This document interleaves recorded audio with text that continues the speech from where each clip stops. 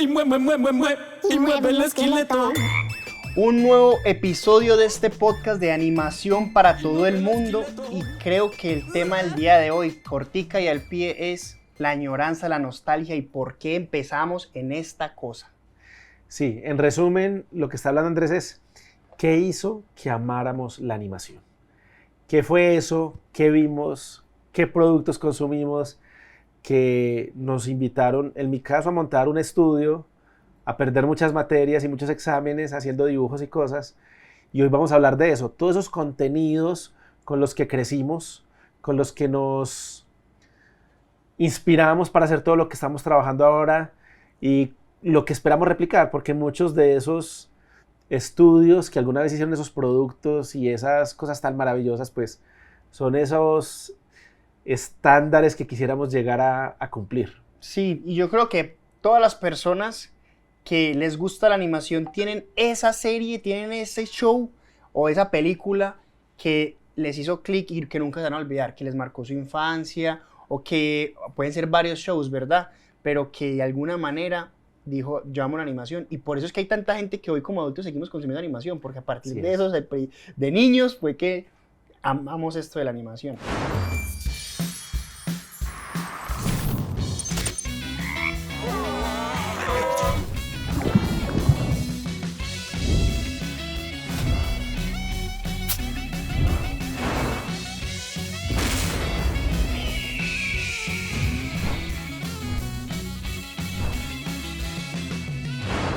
¿Qué fue lo que a vos te hizo amarla? Que vos dijeras, no hago una sola tarea más porque llego en la tarde a ver televisión. Porque a mí me han contado que el pobre Gabriel y Claudia sufrían porque ese peladito no hacía sino ver televisión toda la tarde. Yo me quedaba desde las 3:30 que llegaba a la casa del colegio, sacaba por ahí 4 o 5 paquetes de Cheetos, de galletas, de Oreo, de todas esas cosas. Me sentaba en la cama de ellos porque era el único televisor que había y les llenaba de puras migas toda la cama viendo televisión hasta las 7 de la noche. Cuando de la nada yo me transportaba, literal. Ya sentía el carro que llegaba a la casa y yo, pucha, no he hecho tareas, me van a pegar. Entonces, sí, la verdad la animación fue algo que a mí me cautivó desde el principio. ¿Y qué fue lo que me cautivó? Yo creo que la fantasía. Siento que poder tener universos diferentes a lo que vivimos en el día a día, los colores, las texturas, que algo tuviese unas reglas del universo distintas a las que nosotros vivimos acá, me llamaba mucho la atención. Lo bizarro, las aventuras, las transformaciones, todo eso me volaba la cabeza. Bueno, Andrés acaba de revelarnos varias cosas. La primera es la edad. O sea, viene de una familia donde solo había un televisor. Ah, sí. Donde le pegaban una pela por ver tanta televisión. Sí. O sea, nosotros somos educados en una generación correazos, un poquito más exigente. Para la ducha. Yo también, evidentemente. Pues yo soy un poquito más joven que Andrés, pero mentiras. Yo vengo de otra generación y a mí lo que me pasó, Andrés, es que yo soy ilustrador de naturaleza. Siempre me gustó coger un lápiz. Yo estaba en mi casa haciendo nada y si encontraba un lápiz y una hojita de papel, a mis 4 años me sentaba a dibujar por encima de ver televisión, por encima de jugar con muñecos, con juguetes y con cosas. Yo prefería sentarme a dibujar. Desde muy temprano, desde muy jovencito empecé a hacer eso. Y tengo una anécdota que atesoro con un recuerdo muy bonito porque fue donde empezó todo lo que me llevó a disfrutar esa gran película. Y debo contar esta primera anécdota que sé que alguna vez ya lo mencioné en uno de estos podcasts, pero yo estaba en primero de primaria. Tenía un colegio que tenía como hasta la letra K. Listo, yo estaba en primero I. ¿Ok? Y en ese primero la profesora Olga pasó revisando los dibujos que estábamos haciendo. Y yo estaba haciendo un dibujo de un dálmata de la película de Disney, de muestra de la portada de otro cuaderno que tenía. Y la profesora se acercó a mí y me dijo, nunca deje de hacer eso, que usted lo hace muy bien. Y ya, simplemente fue eso. Y desde entonces yo no suelto un lápiz, ¿sí? Es una historia que hizo que yo ya de entrada, todo lo que fuera dibujos animados, ilustraciones, cómic, manga, todo donde el dibujo y hasta el arte, porque también eso hizo que empezara esa vena como a disfrutar un poco de los cuadros y arte de otro tipo, pues empezara. Pero ese no fue lo que explotó diciendo mi camino profesional va a estar por este lado, eso no fue. Digamos que eso empezó a dar unos pasos, pero recuerdo que la mamá de un amigo, yo iba mucho a la casa de los amigos a jugar Nintendo porque en mi casa no me dejaban tanto, entonces yo me iba a ir a jugar a la calle, pero me iba para la casa de los amigos a jugar más Nintendo. Y jugando en la casa de uno de ellos, la mamá nos dijo, vengan, acá está una película de Disney súper bonita, ¿por qué no vamos a verla? Era Aladdin. Entonces, Daniel, ¿usted ya pidió permiso? Yo sí, claro, yo ya pedí permiso y me volé a ver Aladdin. Nadie me ha dado permiso, pero me llevaron, me compraron un vaso que era del genio reflectivo, alumbrado, una cosa espectacular, crispetas, y yo en un cine así, viendo a ese genio, viendo, es que yo no sé, Andrés, a vos no te tocó esto en cine, pero a mí sí, ver en cine cuando sale esa procesión del genio con el rey Ali entrando en ese palacio de Ágrava y todo el mundo mirando, no, es que de verdad que lo recuerdo y me da como escalofrío, me da como una cosa increíble, porque era impresionante la cantidad de personajes moviéndose, la animación, los colores, la música, fue una cosa espectacular. Fue en ese instante cuando yo dije, definitivamente yo me voy a dedicar a la animación. No, yo no supe que me iba a dedicar a esta animación hasta ya muy grande. O sea, cuando te conocí, eso fue hace 7 años por ahí. Pero ¿Qué te hizo amarla? Porque... No, amarla desde el principio sí fui muy consumidor de animación. Y a mí me tocó en televisión el duelo mitológico entre las dos cadenas más grandes que han habido de animación hasta entonces, que es Frecuencia Nick Latina de América. versus Cartoon Network. Ahí revelé yo fue la edad. Esto sería perubólica. Así es. Los supercampeones y perubólica. Pero me trajeron a Dragon Ball y se los debo. No, a mí me tocó el duelo entre Cartoon Network y Nickelodeon. En ese momento que sacaba una serie, un show, porque en ese momento no hablábamos de shows, ¿verdad? Hablamos de las caricaturas.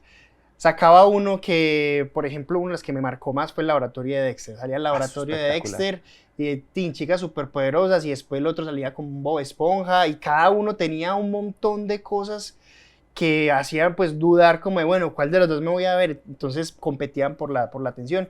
Y cada vez que uno veía un show de esos era literalmente entrar en un mundo distinto. O sea, entrabas como a un universo único, y que eso era lo que más me encantaba, como el universo, los colores, me entretenía, esa vuelta a mí me hipnotizaba, y desde entonces no he parado de consumir animación hasta ahora. Lo que más veo ahora es por animación. Bueno, y mira que, ¿te acordás cómo era eso? Miren, a nosotros nos tocaba poner alarmas, porque es que el programa era a 1 hora. Recuerden que nosotros venimos de la televisión lineal, o sea, Sí. era una televisión donde a usted la estaba transmitiendo por cable, y Dragon Ball, recuerdo que lo transmitían como a las 4:30 de la tarde en América, así se llamaba el canal de Perú, y a las 3:30 sonaba alarma, yo estaba jugando fútbol por allá en una cancha, y decía, oh, ok, hay que parar de jugar, me voy a ir a ver Dragon Ball. Y uno iba, se veía el capítulo, 30 minuticos, salía otra vez para la calle, porque tampoco te ponían 3, 4 capítulos seguidos. Tú veías 10 capítulos y te tocaba 10 capítulos, uno diario, o sea, 2 semanas viendo eso, y repetían el primero. Hasta que llegara de nuevo el nuevo paquete de capítulos para poder presentarlo. O sea, sí. Era una forma muy distinta, pero también hacía que uno lo disfrutara como con añoranza. No se consumía tan rápido el contenido, entonces lo que vos decís, o sea, tenía un significado y una importancia diferente, porque ahora vos te enfumas una serie que ya después ni siquiera te acordás del nombre, o sea, vos no te vas a olvidar de la pelea contra Freezer, contra Cell, contra Majin Buu. No, y eso que está yendo muy lejos. A mí no se me olvida Bulma llegando a la casa de Goku porque tiene su radar y se encuentra un niño mono, o sea, y que la primera pelea de Goku, ¿usted sabe cuál es? ¿Usted se acuerda cuál es? No, la primera pelea de Dragon Ball de Goku. Sí. No. Pelea contra un pterodáctilo. Un pterodáctilo. Pelea contra un pterodáctilo gigante que la pobre Bulma es como... bueno, después de cascar el carro de Bulma. Primero le voltea el carro a Bulma y se lo vuelve nada, que ella le toca sacar una motico, ¿no te acordás? Y se encuentran un dinosaurio y tienen que pelear con el dinosaurio. O sea, estamos hablando... Es que el impacto era ese. Vos lo vivías de tal manera que vos te acordás de detalles que hoy, si me preguntás en Arcane, que me acuerdo de muchas cosas que la acabamos de ver, esa segunda temporada espectacular con Warwick, con todas estas cosas que pasaron. Pero si vos me preguntas de vainas de ahí, hay personajes que yo no sé su nombre, que los viví, pero en cambio en Dragon Ball hasta me sé, yo no sé, la Patrulla Roja desde su inicio hasta los últimos. Te lo sabes todos. Sí, eso es verdad. A generar como esa constancia y ese momento único de, bueno, de concentración, aparte que ahora uno está, mientras está en el celular, ve las cosas por allá, no le presta como esa importancia, esa atención que sí generaba ese momento de la televisión, de saber a qué horas era, me conecto, veo el capítulo nuevo y sigue. Así es, muy bacano. Pero bueno, de todas maneras, yo sé que vos veías entonces todos estos contenidos de Nickelodeon y de Cartoon Network, pero tiene que haber pues uno, me dijiste que Dexter, ¿cuál es tu top 3? Top 3 de ese duelo. De ese momento. De ese momento, eso fue yo creo que 2000. De los 90, 2000. Sí, eso fue 2000 cuando estuvieron en su peak. Para mí, de los mejores, Dexter está en el top 3, es uno de los mejores, lo disfruté bastante. Ya habían otros que me parecían muy como charros, que no entendía, y lo bizarro también me llamaba la atención, por ejemplo, Eddie. Y la eso era muy loco. Ed and Eddie eran la musiquita me gustaba. Demenciales. La musiquita me gustaba mucho. Yo siempre fui más hincha de Cartoon, pero hubo una que demasiado potente que la sacó Nick y era Avatar, de Last Airbender. Avatar era impresionante. Yo ya estaba grandecito para esa época. Impresionante. A mí Avatar me tocó verlo ya muy grande, entonces ya cuando vi Avatar yo no lo veía con los ojos solamente del espectador que está viendo un contenido increíble. Pero yo creo que algunos creerán que es el Avatar de los muñecos azules. No, el bueno de verdad. ¿Cuáles muñecos azules? No es el de James Cameron. Es el que puso en la mesa el duelo de si eso era un anime o no. Que no lo es por no haber sido producido en Oriente, pero que sí levantó como la ampollita o como la pregunta de ¿esto es un anime o esto es de dónde? Porque Avatar, el último maestro aire, ese es el que estamos hablando. La forma en que se contaba, la animación, el universo donde pasaba. Yo hacía mucho tiempo cuando vi eso, yo no me metía tanto en un universo como con ese Avatar. O sea, de verdad que me recuerda literal lo que pasó en su momento con Dragon Ball, lo que pasó con Supercampeones, que ahorita te cuento qué pasó con Supercampeones en mi caso, lo que pasó con Caballeros del Zodiaco, que fueron cosas que marcaron la vida. Ahora, para no irnos de Cartoon Network, yo consumía Cartoon Network antes de que esos fueran shows. ¿Cómo así? Cuando Cartoon Network empezó, Andrés, había una cosa que llamaba Cartoon Cartoon. Y Cartoon Cartoon era con lo que Cartoon Network probaba si los shows iban a gustar. Y los que gustaron los convirtieron en los shows que conocimos. Las chicas superpoderosas se llamaban las chicas coquetas. Pero estabas viendo las versiones españoletas, ¿o qué? No. En Cartoon Network, entonces, ¿cómo funcionaba ese capítulo? El Cartoon Cartoon te mostraban un capítulo de Vaca y Pollito, un capítulo de las chicas coquetas, un capítulo de Johnny Bravo y un capítulo de Dexter. Y así, y probaban, hay varios shows que no llegaron a ser show, pero que estaban ahí inmersos. Ver también cómo evolucionó eso fue súper chévere porque me tocó ver crecer ese canal y ver cómo empezó a tener en Latinoamérica tanta importancia, porque recuerden que esto se veía en Estados Unidos, allá era normal ver Cartoon Network, pero en Latinoamérica era muy raro. No, era muy raro. Teníamos que tener al principio, no, pues cuando me tocó a mí la televisión, teníamos RCN Caracol, porque iba uno ahí canaleando, los otros se veían como y Teleantioquia o algo así. Ya después cuando uno sí compra la parabólica, ahí le salían de eso cuando el cable le salía Cartoon Network, América, Frecuencia Latina. Sí, pero de esa época, otro que me marcó mucho, porque lo pasaban sí en RCN y Caracol los sábados, era Scooby-Doo. Me gustaba mucho como eso de los misterios, saber quién era, buscar, que el monstruo, que todo esto me marcó bastante. Me acuerdo mucho que había una persona que me cuidaba, que quiero mucho, se llama Nora, y parce me ponía Scooby-Doo y ya eso era para entretenerme, como póngame la tablet, era el Scooby-Doo en ese momento, aunque era muy difícil, yo me imagino pues uno poner a entretener a un niño, pero eso nos tocaba salir porque no era yo lo vivo y es muy difícil, es súper difícil. Ve Andrés, sí. Ahora que tocas eso, me gusta también lo que estás hablando porque entonces nosotros que hicimos pues, Cartoon Network y demás, pero uno siempre veía dos series aún más clásicas, estamos hablando del mundo de Disney y el mundo de Warner. Bugs Bunny contra Mickey Mouse. ¿Te acuerdas que, bueno, o no sé si te tocó porque obviamente venimos de dos generaciones distintas, cuando se ingresa en este mundo de la animación, o cuando me tocó a mí, era casi que Disney y el canal, o la competencia que era Bugs Bunny y todo lo que tenía que ver en ese mundo. Pero la gente olvida uno que marcó un hito por cómo se producía y cómo se hacía, que es Hanna-Barbera. Porque Scooby-Doo es Hanna-Barbera. Sí. Y yo quiero mucho Hanna-Barbera, porque para mí los Picapiedras, los Supersónicos, el mismo Scooby-Doo, Carreras. el de las carreras, a mí el de las carreras, esas locas que salían con Las los carros, carreras locas. que eran mansiones y no, Ajá, eso era ahí una estaba nota. Pulgoso que... Era buenísimo, ¿no? Sí, sí, Eso sí. era muy chévere. Si quieren ver esas cosas, búsquenlas y se van a encontrar unas joyas de la animación porque eran técnicas muy diferentes. Sí. Se trabajaba con acetatos, pintando en mesas, calcando. Era otro cuento producir esa vaina. No, yo no me imagino. Si ahora nosotros padecemos y sufrimos lo que se hace, la animación y el detrás, ¿cómo era eso en ese momento que tenían que hacerlo en acetatos? Y después llegar y revisar la que venía y para dónde voy, Dios mío, con cada uno de los personajes y tenían 20 carros metidos ahí, pasando 15 cosas al mismo tiempo. No sé si te acordás una particularidad. Cuando uno miraba en el fondo, ¿cuál era el ladrillo que se iba a animar? Sí, se veía como un poquito más, como No, un no, color un poquito. saturado.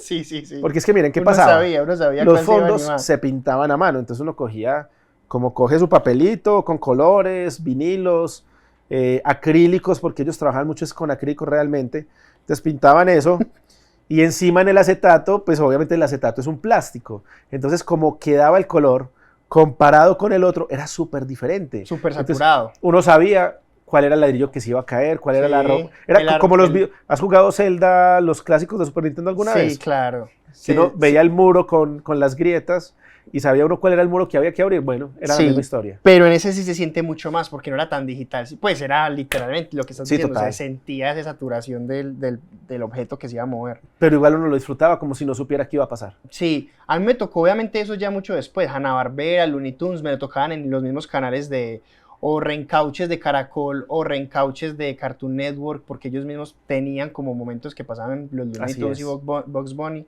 y las carreras locas. Y después Cartoon Network sacó como ese spin-off que era Boomerang, en donde llegaban y tenían como, bueno, listo, aquí vamos a meter todo lo retro, vamos a meter todas las cosas más antiguas que de nosotros se mueven. Así Hay es. las latas más antiguas, tráigamelas para Boomerang. Entonces, a mí me tocó, a través de esos canales fue que lo pude conocer. Chévere. Pero ahora es particular, pues porque uno, ¿cómo hace para ver cosas de Hanna-Barbera? Ya no están en televisión, es difícil. Pero ya están en ahora. YouTube. Si uno busca en YouTube, Bueno, uno sí, encuentra debe los estar. capítulos enteros de esas cosas. Y de hecho con las plataformas lo que ha estado pasando es que se han reencauchado muchos de esos contenidos viejitos y los han remasterizado para que podamos consumirlos de nuevo. Entonces van a encontrar cosas muy bacanas. Pero vámonos entonces ya para el otro lado del mundo. Ujú. ¿Vos cómo conociste el anime?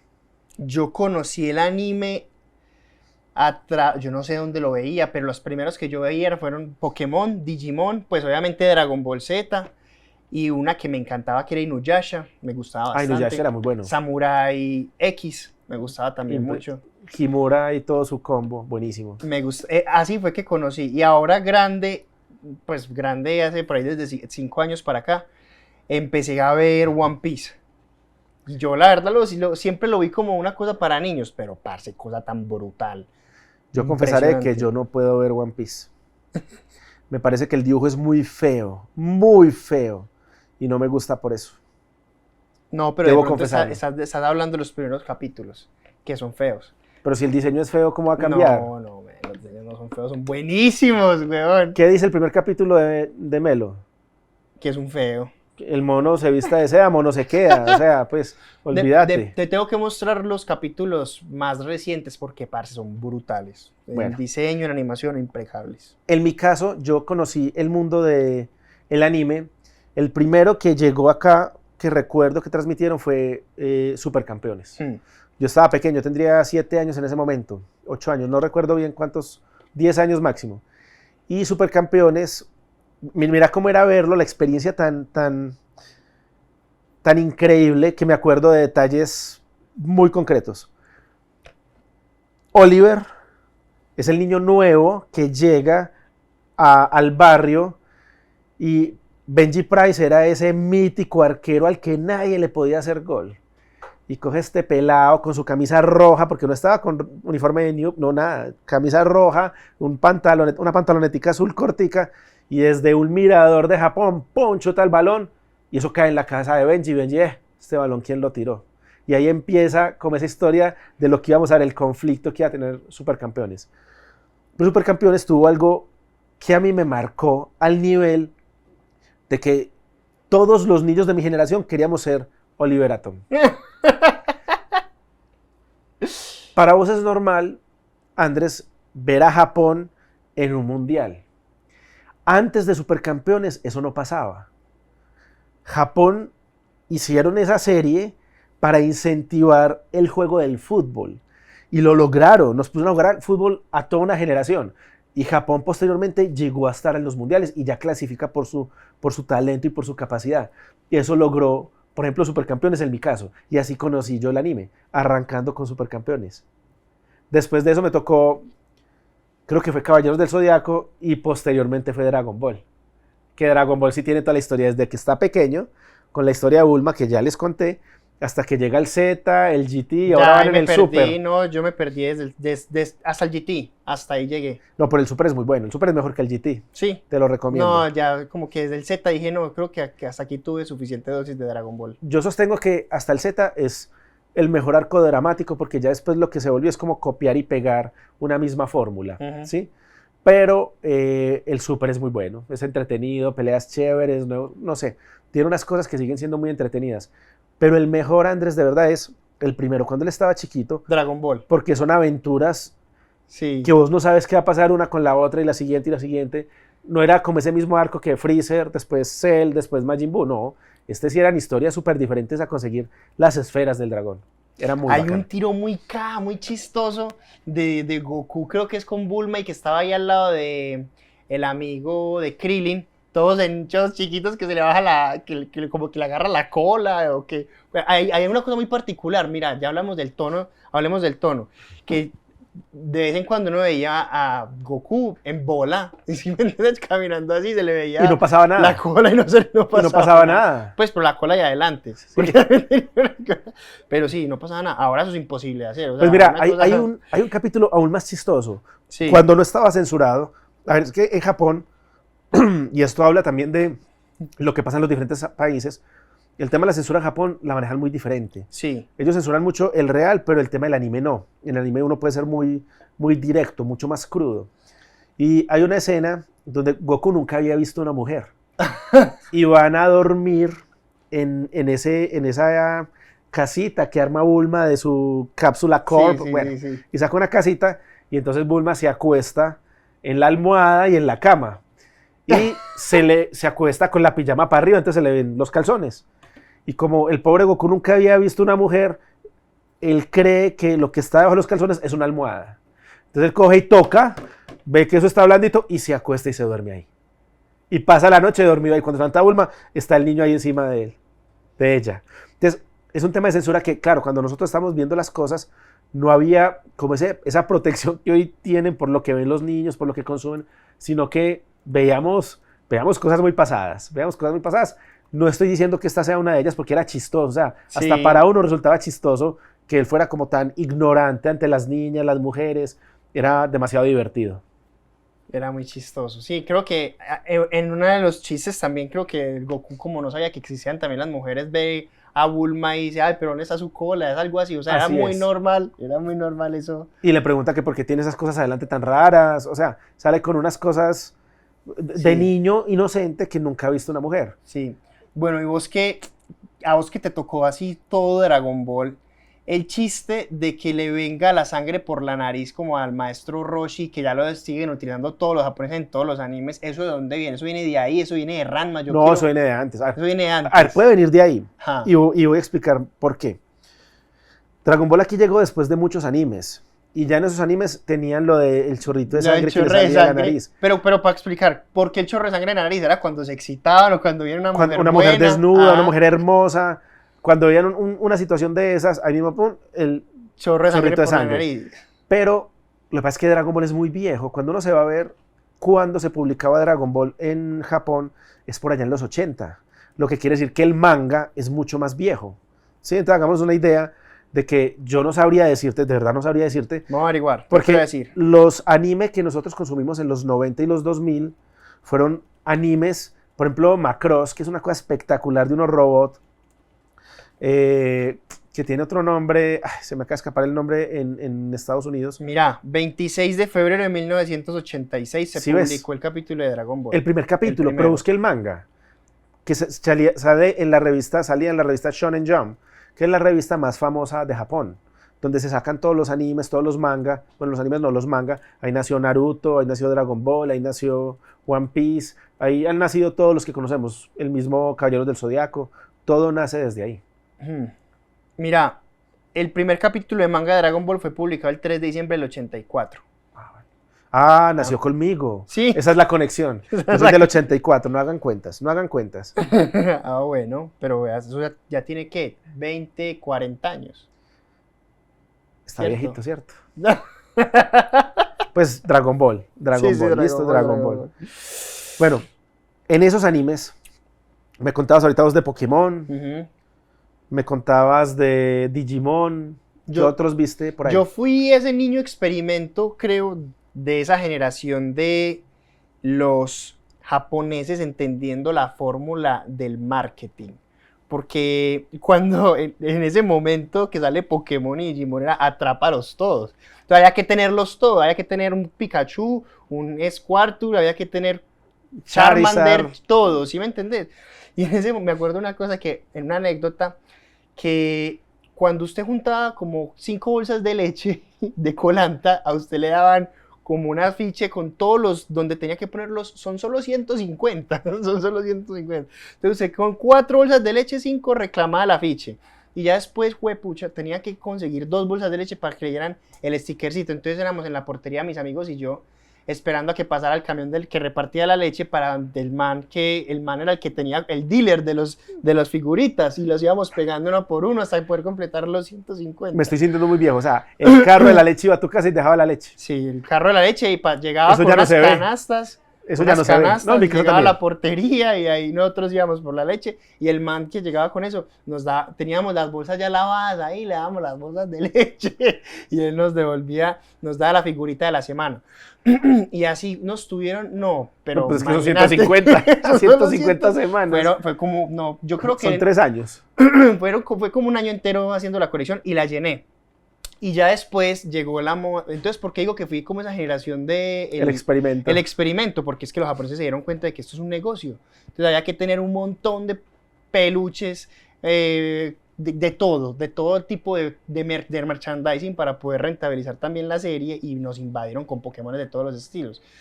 Me acuerdo que 3 años después, una cosa así, ya, eso fue tipo 12 años, ya cuando tenía por ahí 14, 15, salió el rumor de que eso era satánico. Entonces Pokémon era Satanás, Pokémon era satánico, Digimon. O sea, les como estoy Peppa haciendo- Pig ahora. Eso como Peppa Pig.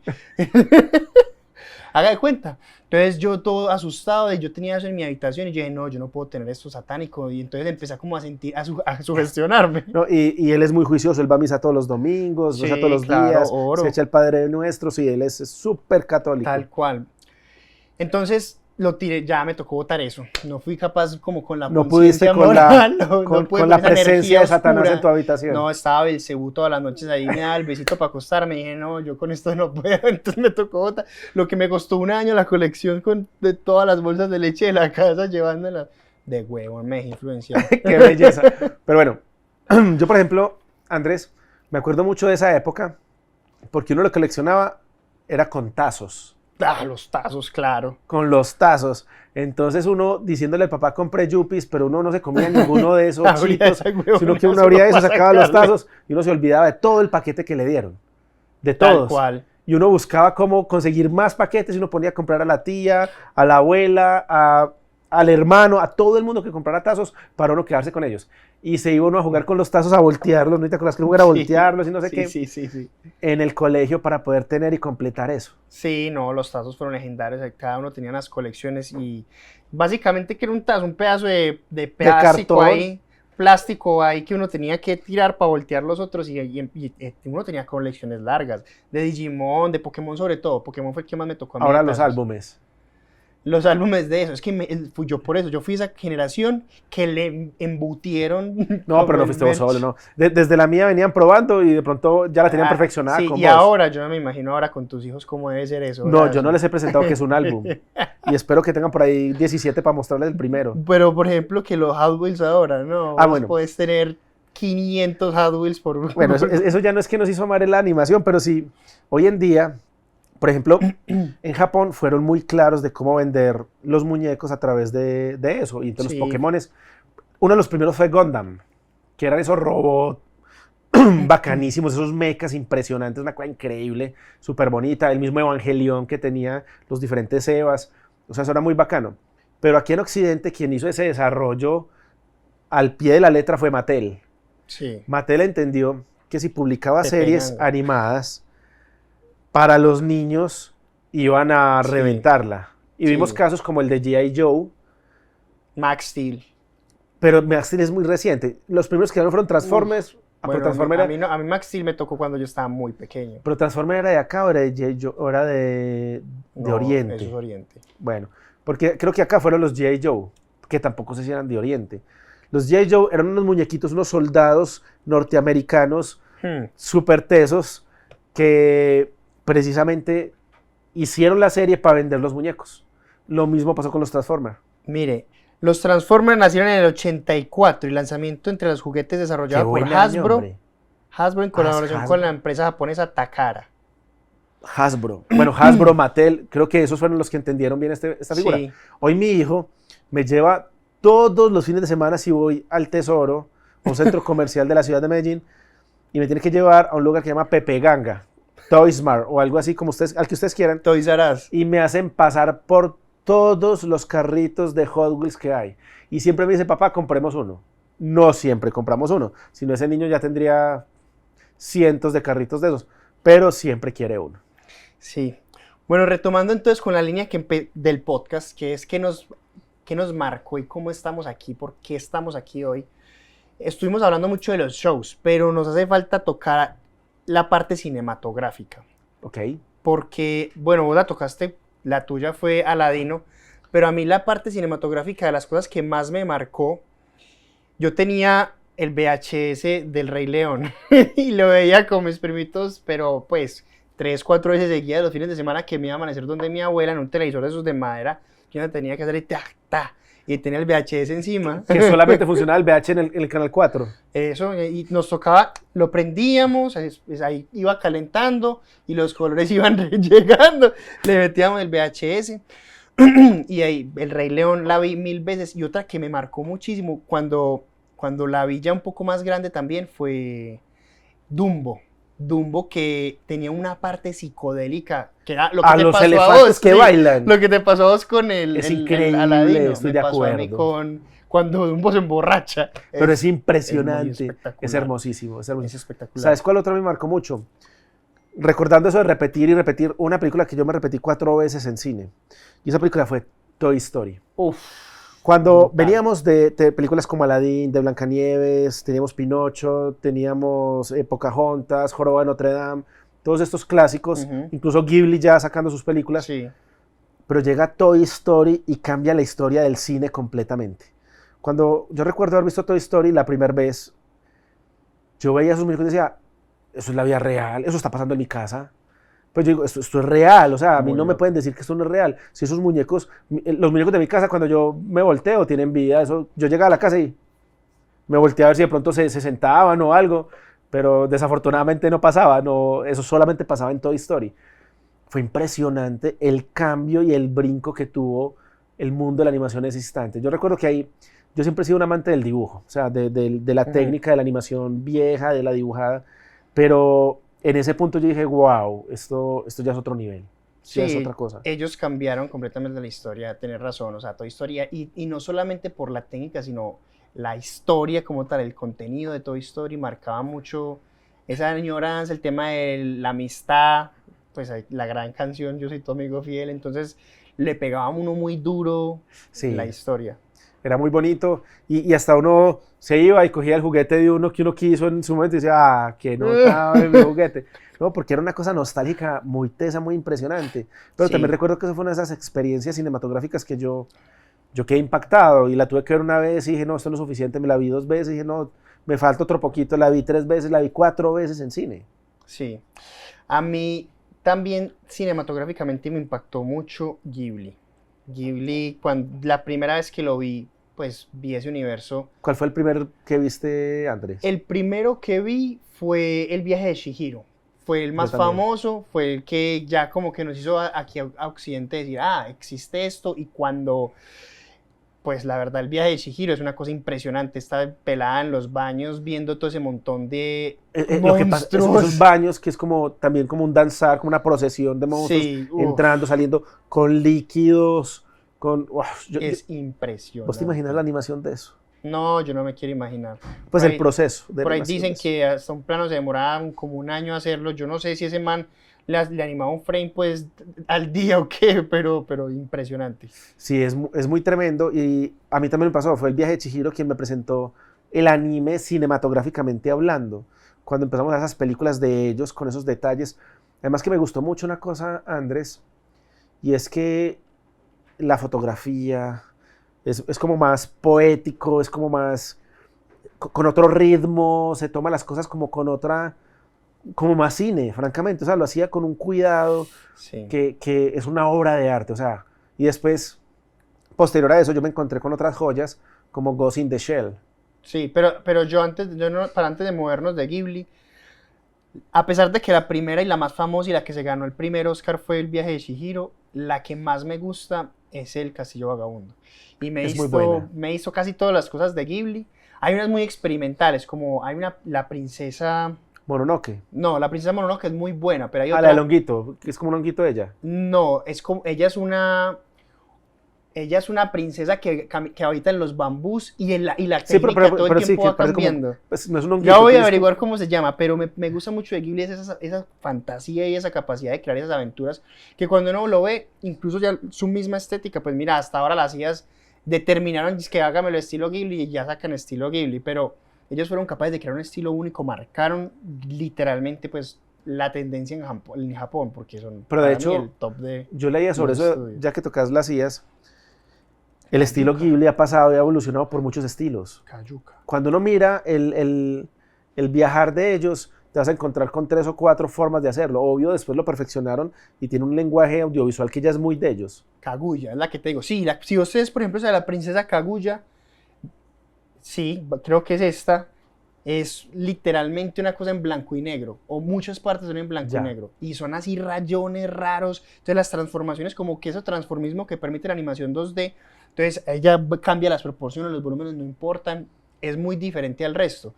Pero cuando uno ve Viaje de Totoro, incluso Porco Rosso, o cosas que me llaman de la atención de Porco Ghibli, Rosso. Porco Rosso, un man en un puerco en una avioneta, que animen los fondos, weón, con las perspectivas. O sea, no animas personajes, animas fondos. Entonces vas así en un avión Ah, no, eso era al lado impresionante. de unos ríos y como que algunos acantilados acá. Y vas viendo cómo se anima el fondo y va cambiando la perspectiva del fondo en cada uno de los cuadros. Estos tipos están pero Pero dementes. locos, pues claro, hoy en 3D eso es muy fácil de hacer. Sí, Una cámara viajando por un montón de volúmenes que hiciste en 3D, pero haga eso en dibujado. animación tradicional, no, ven, estaban Está locos. loca, está loca.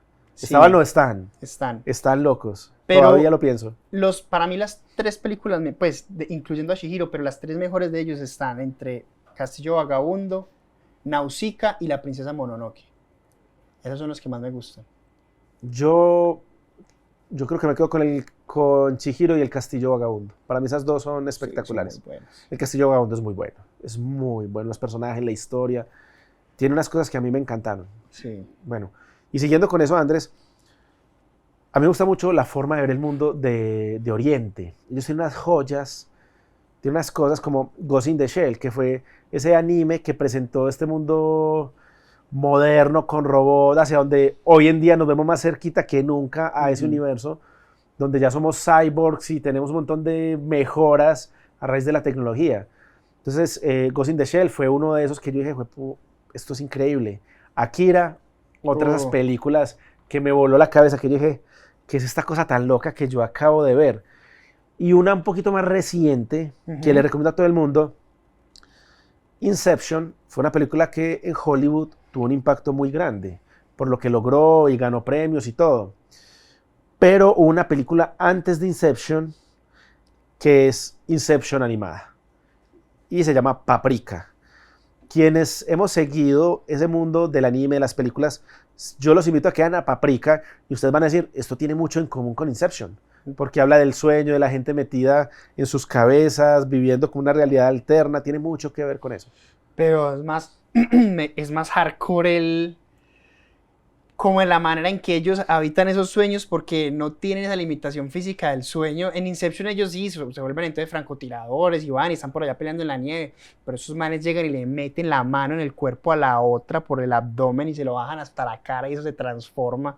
O sea, Paprika Es que es un sueño. una alucinación. Es el sueño, Eso es lo el más- sueño. Por eso es como llevar el sueño a la máxima expresión. Que lo permite la animación. Y de Ujú. hecho, en Paprika, por ejemplo, también, a mí es que me encantan los tumultos. Sí. El desfile de Paprika, cuando salen todos esos monstruos del sueño no, andando qué y caminando, locura. que uno tiene que verla por ahí 500 veces para ver todos los personajes que esa gente dibujó. Es una cosa increíble.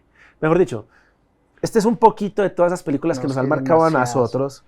Ese viaje que hicimos desde nuestra niñez hasta, bueno, no llegamos hasta ahora porque no hablamos de Arcane, no hablamos de lo más reciente, No, de lo reciente. de Castlevania y eso, que ya en otro capítulo hablaremos de cosas recientes, pero creo que es un viaje muy bacano recordar eso, recomendarles estos títulos que les acabamos de decir, son joyas que van a encontrar en el medio, unos muy tradicionales como los de Disney, pero cuando nos vamos para Oriente son un poquito de cosas más escondidas. No sé qué otro quieras recomendar. Bueno, hay una película que me pareció muy loca de hacer también, que es Kubo and the Two Strings, que es stop motion y básicamente los personajes están construidos como con capitas y como con piecitas chiquiticas. Yo no entiendo en qué momento los artistas decidieron hacer algo tan ambicioso, pero esa me gustó mucho, pero es más reciente, es verdad, ya como en la añoranza, creo que desde la añoranza, cosas que nos hayan marcado, Shrek. Shrek es muy bueno. Me pareció muy bacana porque era como un popurrí también, un ogro que evitaba el muy muy lejano y de repente tenemos un montón de cosas que habíamos visto ya antes, un Pinocho, la galleta, La galleta o de el jengibre, que es huevo, buenísima. o sea, sí, el dragón. Entonces era como ver todos los universos combinados en un popurrí de una sola historia. Eso a mí me encantó. Sí, de acuerdo, Shrek es una muy buena. No, yo me quedo con Paprika. Yo creo que mi recomendación es Paprika, véanla, porque es una cosa que en la técnica es increíble, el color es hermoso. Creo que voy a cambiar a otra, porque no la he mencionado. Y es... Ay, se me acaba de escapar. Son los dos hermanitos que están en un mundo súper loco. Los dos hermanitos que están en un mundo Bueno, súper loco. después se las voy a escribir por ahí para que lo encuentren en los comentarios y lo dejo ahí bloqueado porque la voy a buscar. Es una película que es muy buena, donde precisamente la animación es muy loca, en la que yo te mostré para inspirarnos en Tiluchi.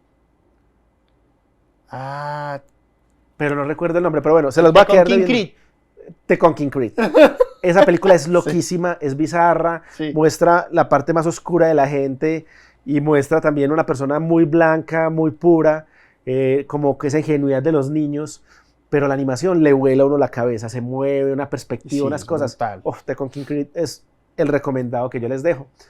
Gracias por vernos, a los que nos ven por YouTube, a los que nos escuchan en el podcast. Esta es animación para todo el mundo. Andrés y Daniel. Estamos esperando los comentarios para ver cuáles son los temas que les gustaría aprender, porque la verdad eso es una cosa de que ustedes también puedan retroalimentar esto. Les agradecemos mucho que hayan llegado hasta acá. Muy posiblemente no todos llegan hasta acá. Un abrazo, parceros. Nos vemos. Y mueve el esqueleto. Y mueve el esqueleto.